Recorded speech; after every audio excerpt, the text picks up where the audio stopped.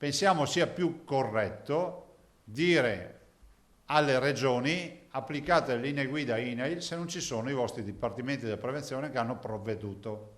La nuova battaglia che la Regione Veneto sta combattendo in vista delle riaperture del 18 maggio è questa: andare oltre le linee guida dell'INAIL che risultano inapplicabili in diverse situazioni. Le illustra il presidente Zaia nel corso del consueto appuntamento con la stampa. È apprezzabile lo sforzo che ha fatto l'INAIL, però per alcune attività diventa imbarazzante. Capite che se dobbiamo garantire 4 metri quadrati ad ogni avventore di ristorante, finisce, e il distanziamento dei tavoli, finisce che i ristoratori mi dicono: se applico la lettera a quello che c'è scritto non apro più.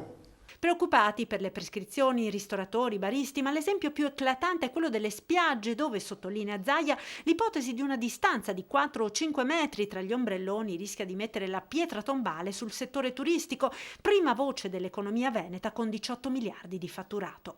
Guardate, ho parlato anche stamattina con albergatori, con gestori di bagni, di spiagge, c'è una tragedia. Ma stiamo colpendo l'industria più fiorente che abbiamo. C'è il turismo, vi ricordo che la prima industria in Veneto è il turismo.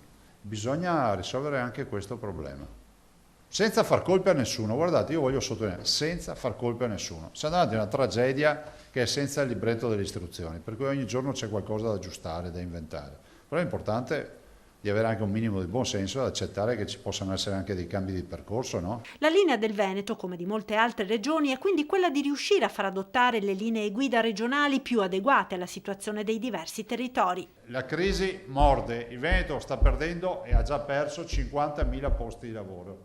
Abbiamo qui una rappresentanza del signore che giustamente sono qui per la cassa integrazione e poi parleremo anche di questa.